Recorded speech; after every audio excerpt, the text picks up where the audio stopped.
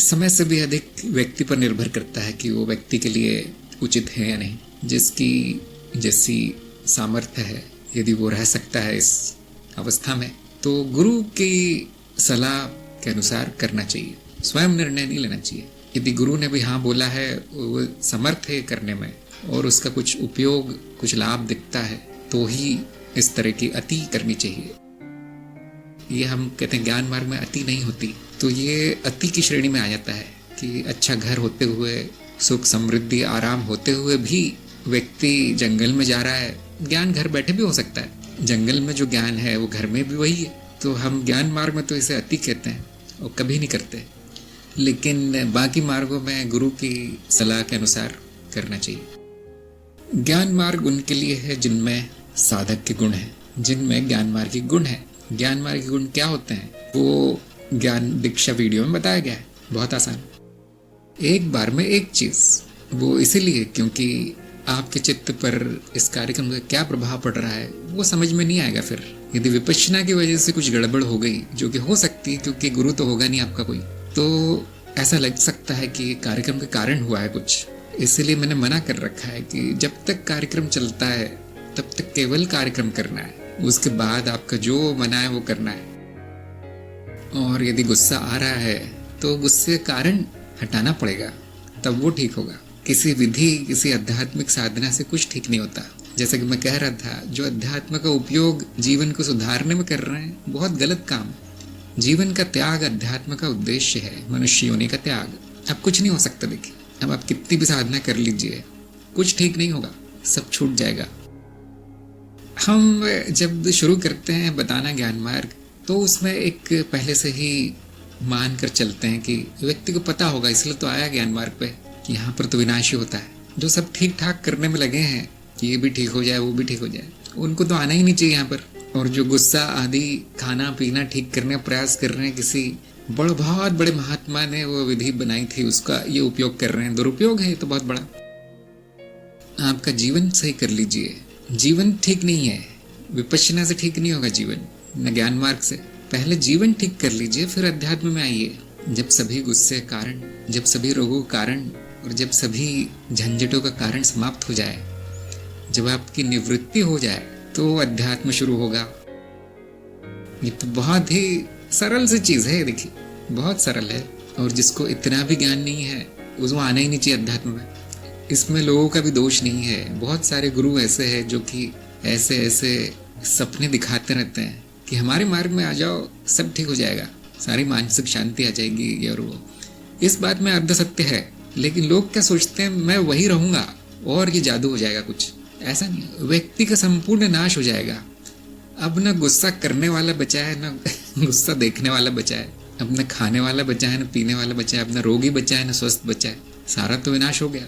तो गुरु भी जो बोलते हैं ऐसा बोलते हैं कि सामने वाले को थोड़ा सा भ्रम हो जाता है, और वो हो सकता है कि वो सही बोल भी रहे हो और सामने वाला उसे कुछ और ही समझ रहा हो।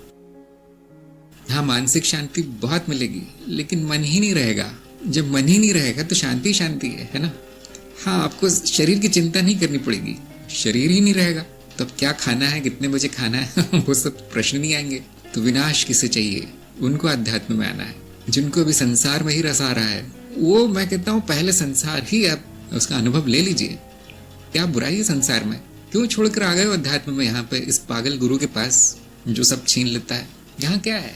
कुछ भी नहीं। यहाँ पर शिक्षा दीक्षा, शादी वादी, बच्चे बच्चे, धन संपत्ति, त्योहार, सोना, हीरे मोती गहने, शरीर आदि आदि संबंध, ये सब भोग कर उसके बाद अध्यात्म में आना चाहिए।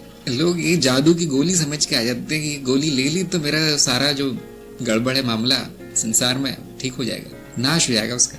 यही ठीक होता है यहाँ पर। हाँ, हम इसका फायदा भी बहुत उठाते हैं चलो आगे हो तो थोड़ा सा ज्ञान बीज डाल दिया जाए, ऐसा सोचकर रख लिया जाता है कभी कभी, लेकिन ये सब झूठ है। देखिए, मैं तो यही बताऊंगा कि ये भी मिथ्या है, वो भी मिथ्या है, और तुम सत्य हो लेकिन तुम शून्य हो। इससे किसी का क्या फायदा होगा ये बताइए? किसका स्वास्थ्य अच्छा होगा? किसका गुस्सा ठंडा होगा? किसका चित्त एकाग्र होगा? कुछ भी नहीं होगा। फिर यहाँ क्या करने आया हो? मैं तो ये कहता हूँ, जाते ही साथ पहला प्रश्न यही पूछना चाहिए कि मेरी ये इच्छा है, क्या आपकी दी हुई शिक्षा इसको पूरी करेगी, इस इच्छा को? और यदि वो गुरु कहते हैं कि नहीं, ऐसा नहीं हो सकता, आप कुछ और मिल सकता है लेकिन ये नहीं मिलेगा, तो वहां से चुपचाप चले जाना है। ध्यान दीजिए, जब लोग आते हैं यहाँ मार्गदर्शन के लिए पूछते हैं, कुछ लोग तो सीधे घुस आते हैं, एकदम पूछते नहीं है बिल्कुल। चलो आ गए तो सब सोच समझ के आए होंगे, ऐसा हम मान कर चलते हैं, बुद्धिमान व्यक्ति आया होगा यहाँ पर। लेकिन जो मार्गदर्शन चाहते हैं कि मैं आऊँ या नहीं ज्ञान मार्ग पे, सबसे पहले मैं उनकी इच्छा पूछता हूँ। सभी ने ध्यान दिया होगा कि इच्छा क्या है आपकी, चाहते क्या आप ज्ञान मार्ग से? तो मुझे देवी की भक्ति करनी है, मुझे शिवलिंग की पूजा करनी है। इतना सुनते ही मैं कहता हूँ कि नहीं, यहाँ पर तो नहीं मिलेगा। जिसने कह दिया कि मुझे कुछ पता नहीं, मुझे तो अज्ञान ही अज्ञान है, बस मेरी तो कहीं भी रुचि नहीं है, अब सीधे कार्यक्रम में उसको सीधे कार्यक्रम में डाल दिया जाता है। और उसके बाद भी मैं देखता रहता हूँ कि इसमें समर्पण है या नहीं, निर्देश मानता है या नहीं, कम से कम पढ़ता है या नहीं निर्देश, वो वीडियो देखता है या नहीं, करना क्या है कार्यक्रम में। तो जब मैं देखता हूँ कि नहीं हो रहा है तो हटा ही दिया जाता है फिर कि गुण तो है आप में लेकिन तैयारी अभी पूरी नहीं है। तो जैसे मिली श्री ने तो पूछ लिया कि मैं करूँ या नहीं करूँ, बहुत समझदारी की बात है, पूछ लिया। बहुत से लोग तो पूछने की तकलीफ नहीं उठाते, वो स्वयं ही गुरु है, वो जानते मैं क्या करूंगा, क्या अच्छा है मेरे लिए, वो सभी एक साथ करते रहते हैं। और हाँ, मुझे तो कुछ पता चलता नहीं है, न मुझे कुछ पता करना है। जब कुछ विपदा आती है, जब कुछ गड़बड़ हो जाती है, तब पता चलता है अरे यहाँ तो ये चल रहा था। कभी कभी तो मैं भी करवाता हूँ, कभी कभी मैं ध्यान करवा दूंगा, कभी कभी मैं तंत्र करवा दूंगा, आदि आदि। लेकिन उसके दूसरे कारण होते हैं, उनमें संभावना देखी गई है और अब वो विघ्न दूर करने के लिए वो किया जा रहा है।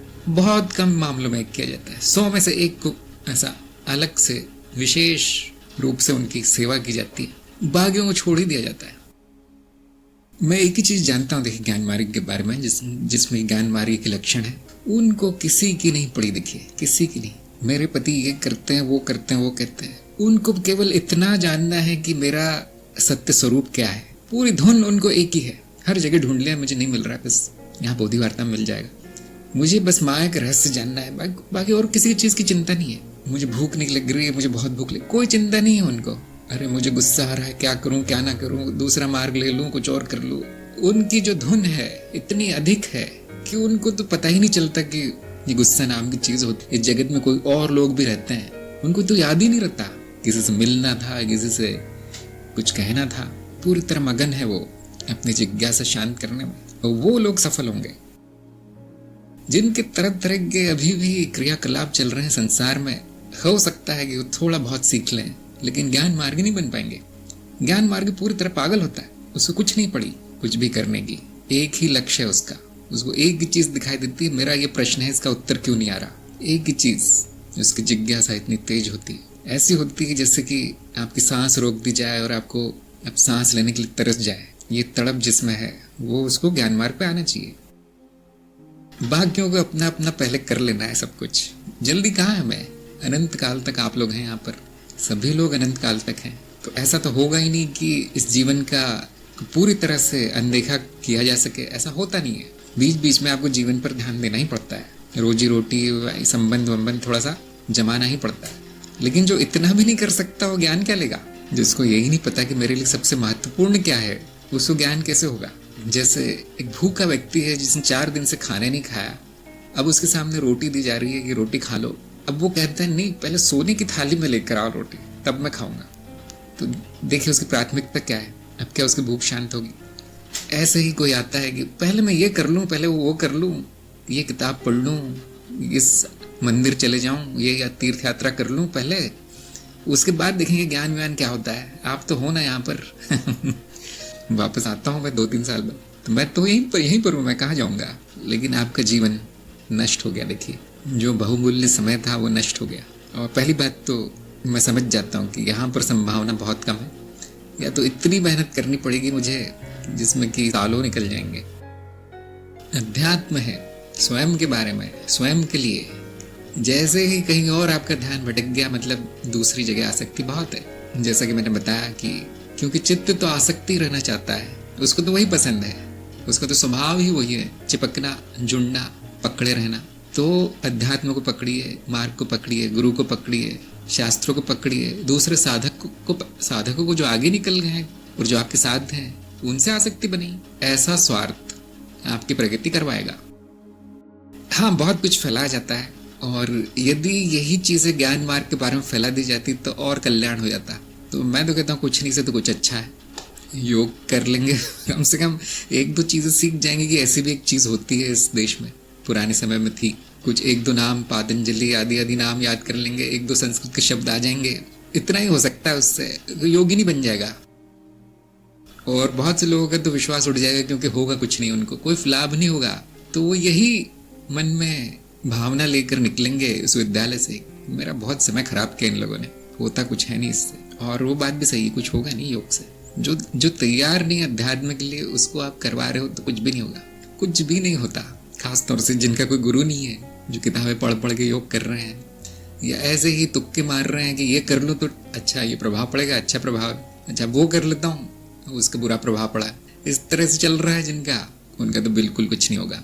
कम से कम जिनका कोई अच्छा गुरु है, अनुभवी गुरु, जो जानता है कि वो क्या कर रहा है, प्रगति कैसे होती है, चरणबद्ध तरीके से करवाया जा रहा है, अष्टांग यदि आदि, तो वहां थोड़ी संभावना है कुछ लाभ होगा उसको।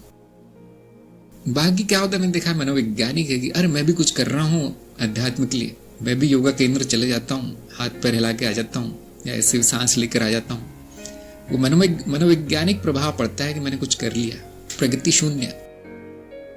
इससे अच्छी प्रगति तंत्र में हो सकती है, मैंने देखा है, क्योंकि वहां आप कितना भी सोचते रहे कि सब अच्छा चल रहा है, वो फर्क नहीं पड़ता। यदि योग तंत्र काम करता है तो काम करता, नहीं तो नहीं करता। तंत्र में स्वयं को मूर्ख नहीं बनाया जा सकता, योग में बनाया जा सकता है कि मेरी प्रगति हो रही है। प्रारब्ध से आपका सारा जीवन प्रभावित होता है, बिल्कुल सही बात है। और जो लोग पहले साधना कर चुके हैं, अर्थात उनके प्रारब्ध में ही लिखा हुआ है कि तुम और साधना करोगे, आगे बढ़ोगे तो अच्छी प्रगति होगी उसकी।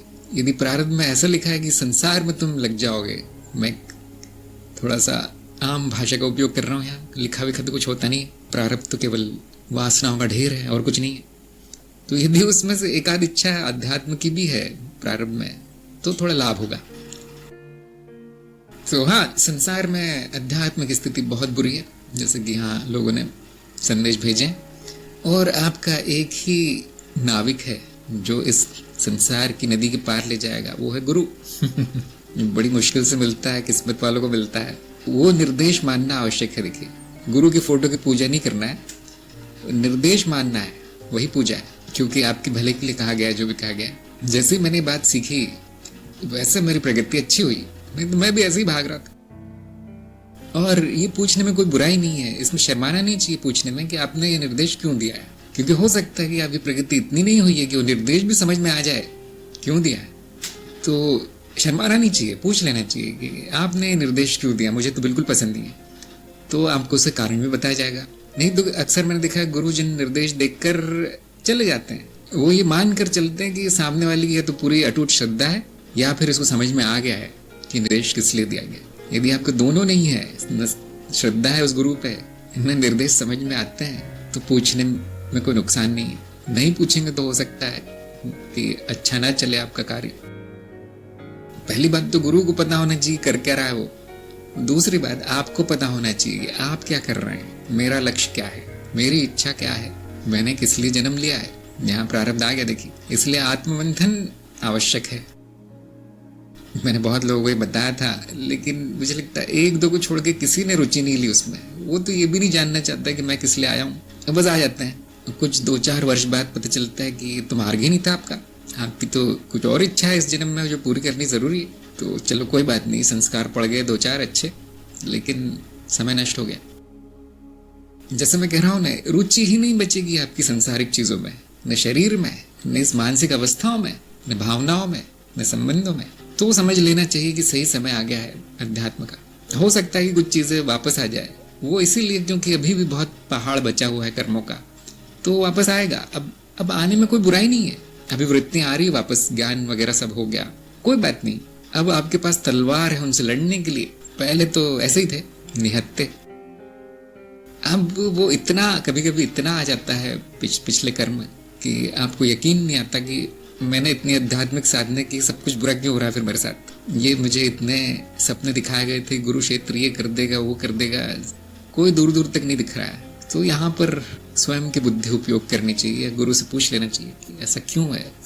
ऐसा इसलिए है कि जो अधिक वजन उठा सकता है उसको अधिक वजन दे दिया जाता है उठाने के लिए, जो कुछ भी नहीं उठा सकता उसको कहा जाता है कि छोड़ दो, तुम जाने दो, करो ही मत कुछ।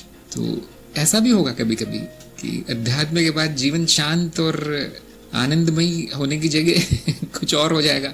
तो बुद्धि से काम लेना है, डरने की बात नहीं है। गुरु का हर जगह महत्व है, हर जगह। मार्ग में आने से पहले, मार्ग में चलते समय, मार्ग हो जाने के बाद। मार्ग हो जाने के बाद कम आवश्यकता है गुरु की, क्योंकि साधक में समझ आ जाती है कि मेरे साथ ये जो भी हो रहा है, मेरे साथ तो नहीं कहेगा उस समय ये कहेगा इस मनो शरीर के साथ, इस जीव के साथ जो भी हो रहा है वो ठीक हो रहा है, और अब मुझे अनासक्त रहना है, विरक्त रहना है, साक्षी भाव में रहना है। तो उसकी साधना सफल है। अगर अभी भी डर के मारे इधर उधर भाग रहा है और रोते रोते गुरु के पास आ रहा है, तो अभी भी ज्ञान हुआ नहीं अच्छे से। ये ज्ञान हुआ भी है तो उसे आत्मसात नहीं किया गया, उसका प्रयोग नहीं किया गया ज्ञान का जीवन में। तो बहुत से लोग यही सोच रहे होंगे कि ज्ञान मार्ग में होते हुए भी इसका जीवन तो ऐसे ही चलता है जैसे बाकी लोगों का चल रहा है। तो बिल्कुल ठीक है, वही होना है, कुछ चमत्कार नहीं होने वाला ज्ञान मार्ग के बाद। पहाड़ बचा है अभी आपके कर्मों का, वो कौन निपटाएगा? यही जीव निपटाएगा। यहाँ इसमें सहायता बहुत मिल जाती है, इतना ही मैंने देखा है।